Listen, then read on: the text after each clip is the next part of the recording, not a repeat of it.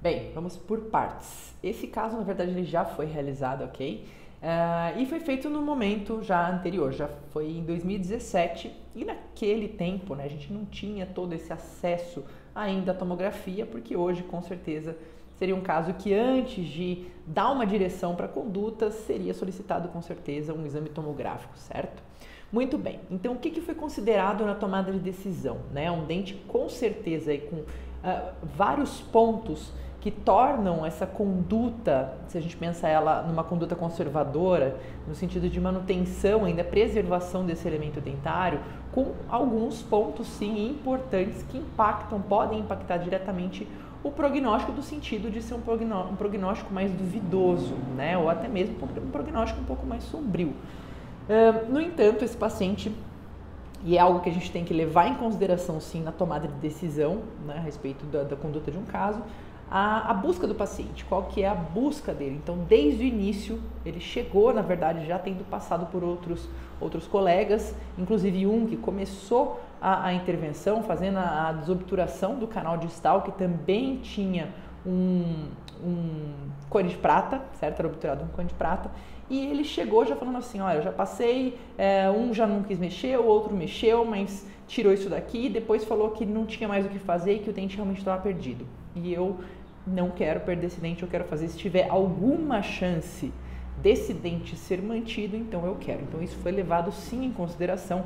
Claro que quando a gente ouve essa busca do paciente, a gente ao mesmo tempo tem que considerar se a manutenção desse elemento dentário não vai causar um prejuízo para o próprio paciente, pensando num prognóstico a médio e longo prazo. Isso também foi exposto, também foi pontuado com esse paciente.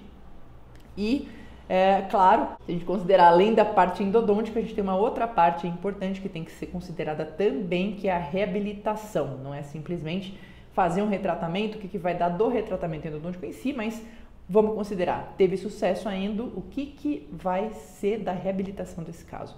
Porque existe um ponto aí que não aparece radiograficamente, na radiografia que eu compartilhei com vocês, que é a questão dessa lingual, a face lingual desse dente, tá? O remanescente, ele já estava subgengival. Então, primeiro foi proposto ao paciente, olha, vamos conversar aqui com outros colegas, colega periodontista, o colega que vai fazer a reabilitação, e vamos ver se é possível, né, uma vez que a endodontia faça o que tem que ser feito, faça o papel dela, se é possível a reabilitação. E uma vez que foi conduzida essa conversa e conversado com os outros colegas e sim, era possível ser realizada a parte da reabilitação, aí sim, vamos pensar na tomada de decisão endodôntica. Esse dente não apresentava profundidade de sondagem, apesar de ter sido uma suspeita forte no início, em função dessa raiz distal. Tá? Existia também a presença, além dos cones de prata na raiz mesial, né? A própria raiz distal, que já tinha sido iniciada e o retratamento pelo colega, é uma raiz que apresenta uma reabsorção. Em princípio, a gente pode pensar em uma reabsorção externa inflamatória, que, se for uma reabsorção externa inflamatória, né, que está ali junto com a lesão, ela realmente pode ter um prognóstico mais favorável do que se fosse, por exemplo, uma reabsorção por substituição, certo? Então, maravilha, isso deixa alguma esperança para a gente. E aí, qual que foi a linha de raciocínio para tomada de decisão do que pode ser feito então endodonticamente? Existiam esses dois canais mesiais obturados com cone de prata, que também representariam um desafio bastante grande nesse retratamento, podendo ter a fratura desse material, enfim.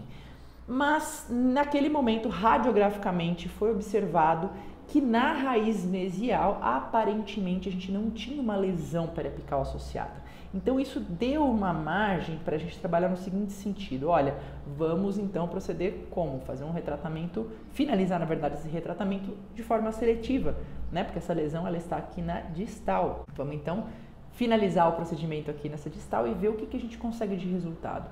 Tá? Então foi assim que foi conduzido, foi realizado o preparo do canal distal, a obturação do canal distal e a instalação de um pino de fibra de vidro e um núcleo de resina, certo? Para aí sim, né, permitir, criar as condições para ver como que o organismo desse paciente responderia a esse tratamento.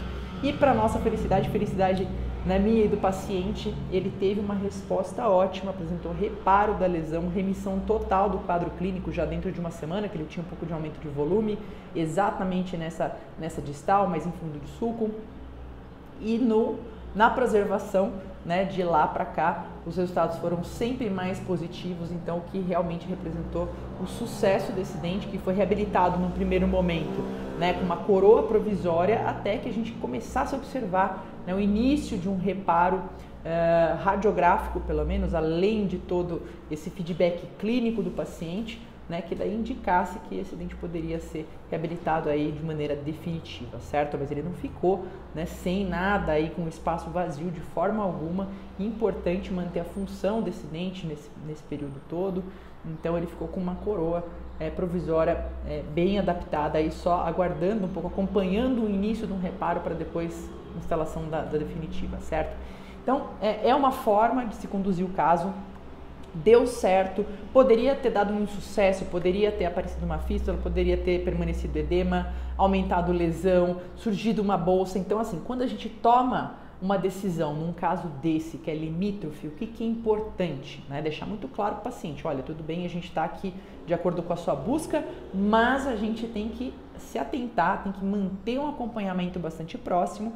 Por quê? Para evitar, num caso de insucesso, que é uma chance real, que você mesmo, paciente, tenha prejuízo, né? Vamos supor que esse paciente tivesse uma perda óssea e, poxa, deu tudo errado, a lesão aumentou, ou tinha uma trinca que não foi identificada no primeiro momento, ele começou a ter perda óssea, isso poderia prejudicar depois, futuramente, a instalação do implante, né? A reabilitação por um implante.